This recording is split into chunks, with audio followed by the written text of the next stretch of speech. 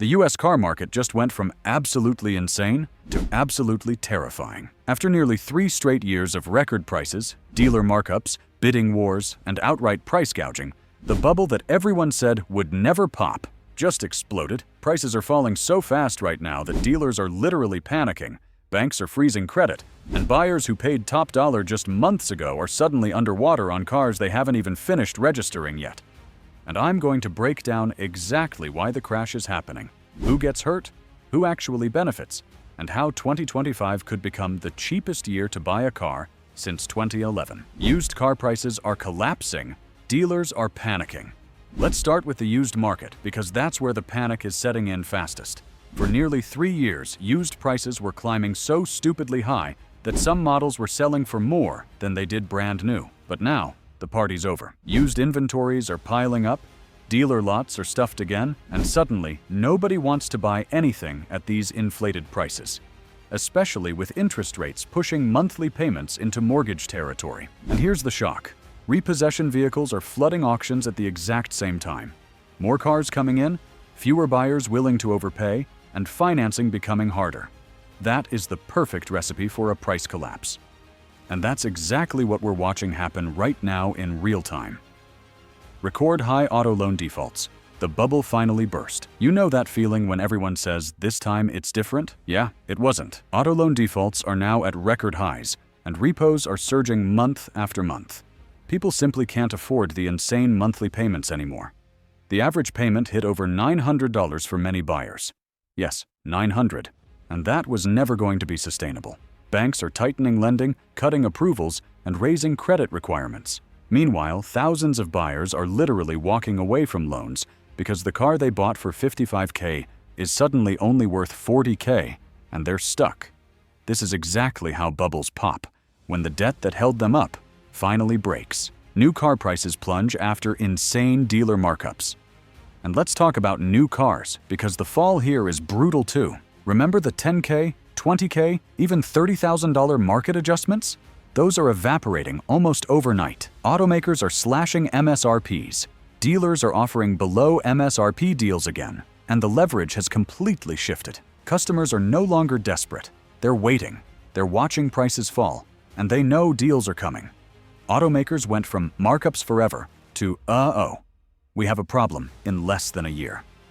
Consumers are trapped in negative equity, the biggest car debt crisis. And this is the part nobody wants to talk about, because this is the real disaster. Millions of people are now insanely upside down on their car loans. Thanks to 84-month and even 96-month financing, people barely paid down any principal, while the value of their car just dropped like a rock. So what happens? They're stuck. They can't trade in. They can't refinance. They can't sell. And the interest rate shock just makes it worse. Imagine owing $40,000 on a car now worth $28,000 and having 5 years left on the loan. That's where millions of Americans are right now. The EV market meltdown was the tipping point. And yes, we have to talk EVs because the crash actually began there. EV inventories exploded, demand slowed, and suddenly automakers were drowning in unsold electric vehicles. Tesla price cuts triggered a chain reaction that forced everyone else to drop prices. And when Tesla cuts, the entire market bleeds. Automakers are losing billions, yes, billions, on EV programs, and many of them flat out admit they miscalculated demand. The EV slowdown didn't just hurt electric sales, it dragged the entire new car market down with it.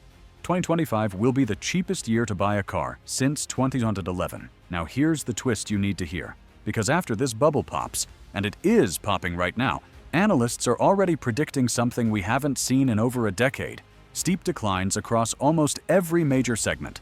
Trucks down, SUVs down, luxury down even harder.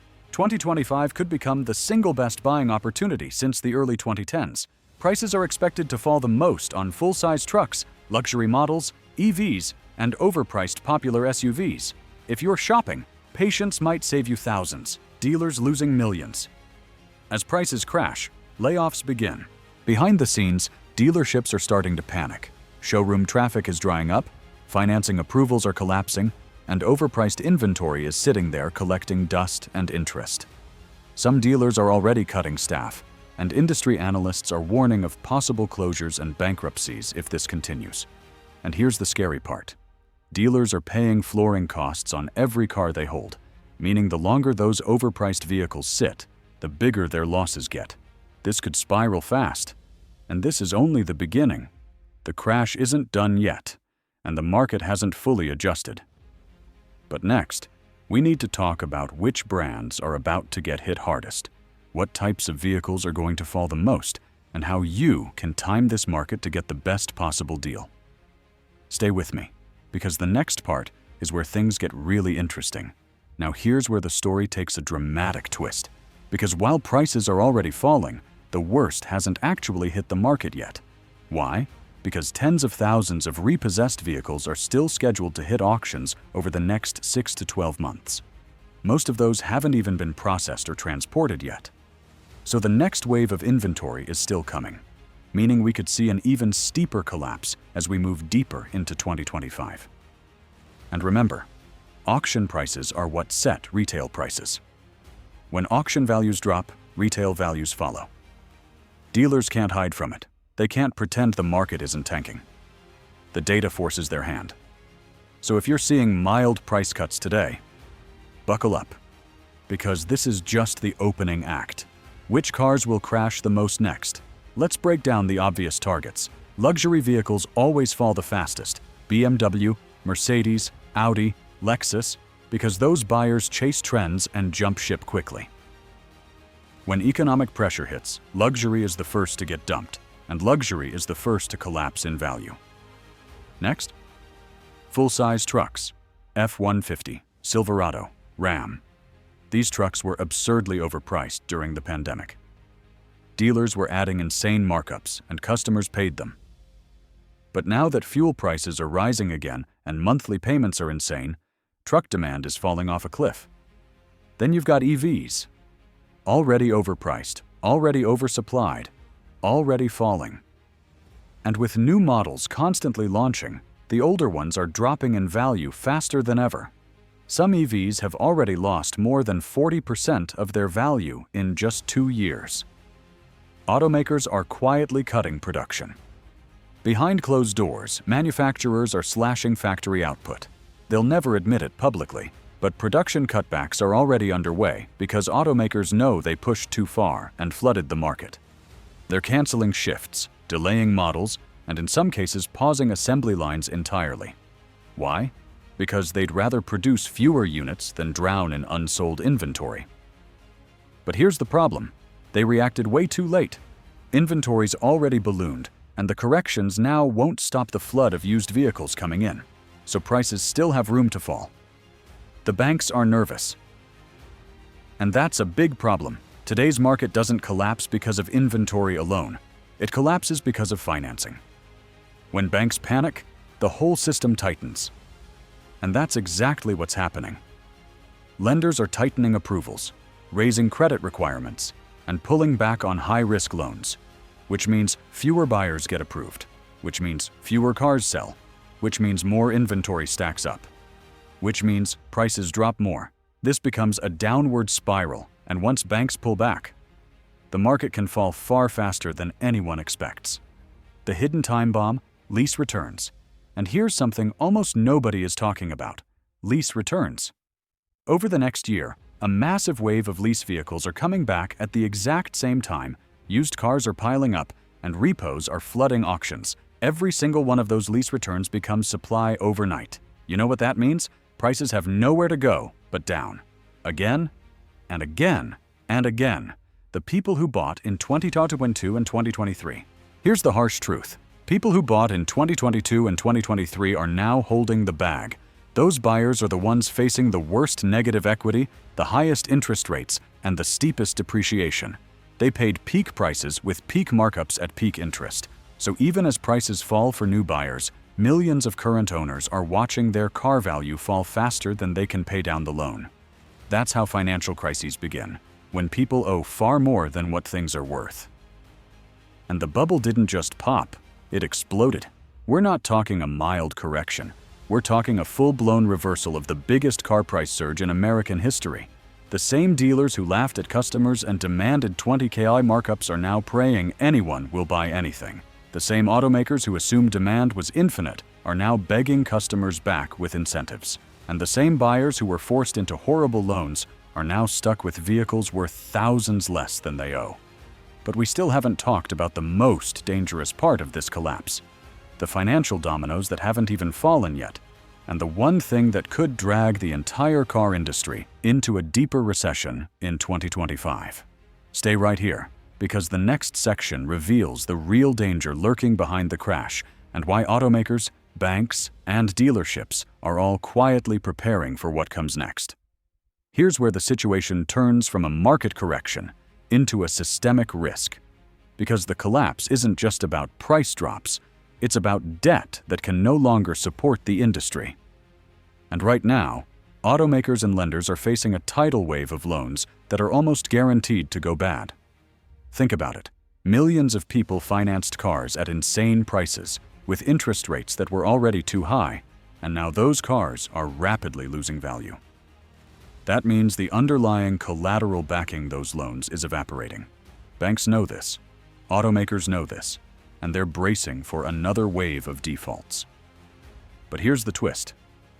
This time, lenders don't have the same bailout options they had in 2008. Regulators are tighter, capital requirements are stricter, and banks don't want any extra exposure. So instead of refinancing and keeping borrowers afloat, more lenders are simply taking the cars back and cutting their losses. What happens? When people stop buying cars, this is the chilling part. If buyers wait and dealers can't sell, automakers are forced to cut deeper. More incentives, more price reductions, more production cuts. This industry feeds itself by moving units, and when demand freezes, the whole machine breaks down. Dealerships depend on financing volume. Automakers depend on production volume. Banks depend on loan volume. Remove volume, and suddenly every piece of the car industry faces pressure at the same time. We are entering a moment where the system that pushed prices up is now going to push them down just as aggressively. The desperation phase. And right now, we're seeing the first signs of desperation. Dealers calling back old leads, emailing customers who ghosted them, pushing incentives on vehicles they swore they'd never discount. Even luxury and truck dealers, once untouchable, are quietly begging buyers to come back. And the minute dealers get desperate, buyers should get patient, because desperation means leverage is shifting, and that's where the real price drops begin. The inventory time bomb. Let's be clear.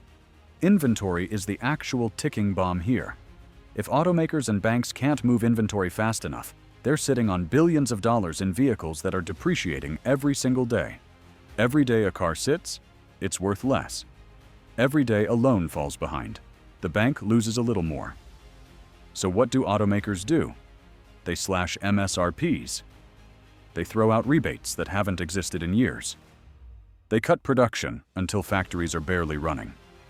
And the thing that nobody thought was possible, car prices falling across the board, is now not only possible, it's already happening. This is the first phase of the crash. Most people think the crash already happened. It didn't. What we're seeing right now is just phase 1, prices reacting to interest rates and repos. Phase 2 is when the market reacts to collapsing demand. Phase 3 is when the financial system reacts to massive negative equity, and that's where things get serious. Because the bubble didn't just pop on dealership lots, it popped inside the banking system. And if this continues through 2025, we could see automakers cancel models, shut down factories, abandon EV development plans, and restructure their entire business models just to survive. And guess what? Some already are. They just don't want to say it out loud yet. But this brings us to the biggest question of all. What should you do next? Should you wait? Should you buy now? Which brands will offer the biggest deals? And how low could prices realistically go? Stay with me, because the next part breaks down the smartest moves buyers can make, and the tricks dealers will use to keep you from walking away while the market keeps falling. First, let's talk timing. Because if you're thinking about buying a car, what you do next depends entirely on when the real crash hits your segment. And the truth is, different categories are going to drop at different speeds. When should you buy? If you're looking at EVs or luxury vehicles, you could already start seeing strong deals right now. Discounts are getting bigger every single month, especially on models that were overproduced. But full-size trucks, SUVs, and mainstream gas vehicles will likely see their deepest price drops closer to late 2025, once repos, lease returns, and excess new inventory all stack up on top of each other. So the number one rule right now: don't rush. Waiting even 3 to 6 months could save you thousands. What about interest rates? Here's the interesting part. Interest rates don't need to fall for prices to keep dropping. Even if financing stays expensive, that actually accelerates the crash because fewer people buy, meaning inventory piles up faster. And when inventory stacks up, dealers get nervous, factory incentives explode, and banks soften lending standards just to get people approved again. In other words, high rates are actually helping drive prices down. Dealers will try new tricks. And believe me, dealerships are not going to sit back and just let this happen. They're already planning the next phase of tactics. You're going to see massive limited time deals, sell below cost, banners, desperate email blasts, and unbelievable trade-in allowances, all designed to make you think the deal is rare, even though, in reality, more discounts are coming. Dealers know once buyers realize they can just wait and get a cheaper deal later, the entire sales pipeline collapses. So they'll try to create urgency. They'll pretend inventory is low. They'll say this price won't last. But here's the truth. It will last. In fact, it will get better. The flip in buyer psychology. For 3 years, the message was, buy now before prices go up. Today, the smart buyers are saying the opposite. Wait now because prices are going down. That psychological shift is what kills bubbles. Not supply, not interest rates, not even repos. What kills bubbles is when buyers stop believing prices will rise. That's exactly where we are right now. Automakers are quietly panicking. One thing most people don't realize: automakers don't make money when cars sit. They only make money when dealers sell them. So once sales volume drops, automakers start burning cash fast. That forces them into drastic measures: price cuts, incentive programs, financing specials, and eventually complete reevaluations of future production planning. Some automakers are already delaying entire lineups. Others are quietly dialing back EV investments. And some are openly admitting they overestimated demand and overpriced their vehicles. And the truth is, they're only at the very start of adjusting. The most important part. This is the beginning of a power shift. For the first time in 3 years, buyers are gaining control. Dealers, automakers, and banks are losing leverage. And once the market accepts that prices are falling, every month that passes puts more pressure on the industry. Cars don't become more valuable with time. They become less valuable. So the longer the crash lasts, the cheaper vehicles must become. But here's the part that almost nobody is prepared for: the massive difference between buying new and buying used during a price collapse, and how one of those could end up costing you way more even if the sticker price looks cheaper. And that's where smart buyers will make the biggest moves in 2025. See, most people assume that used is always cheaper. And normally they'd be right. But in a collapsing market, used cars actually fall faster than new cars because depreciation accelerates when prices decline. So a 2-year-old SUV that looks like a good deal today could be worth $5,000 to $10,000 less a year from now, while a new one might only drop 3 or 4. That means, for the first time in over a decade, certain new models could actually become the smarter financial move than buying used, depending on incentives, rebates, and payments. And that's something nobody was even thinking about in 2021, when used cars were more expensive than new ones. The new versus used trap. Here's the mistake most people are about to make. They'll see a used price drop and jump in too early, only to watch the floor collapse again 6 months later. Dealers love this mistake because it gets inventory moving again. But the real opportunity isn't buying during the first price drop. It's buying at the bottom, and we are not at the bottom yet, not even close. Financing will shift the game. Another thing that's going to change the entire landscape is financing incentives. Right now, rates are brutal, and that scares people. But once manufacturers start offering 0% or low APR deals again, Suddenly, new cars become attractive because you're not losing thousands in interest over the life of the loan. That's when used cars get crushed even harder, because they don't come with those incentives. So while everyone is staring at used prices, the real action might actually end up happening in the new car market. Watch for this signal. There's one warning sign that tells you we're nearing the real collapse. When automakers start offering stacked cash incentives and low APRs at the same time. That's what they did after 2008 when the market bottomed out. And that was the moment when buyers got absolutely insane deals because manufacturers were desperate to move metal no matter what it took.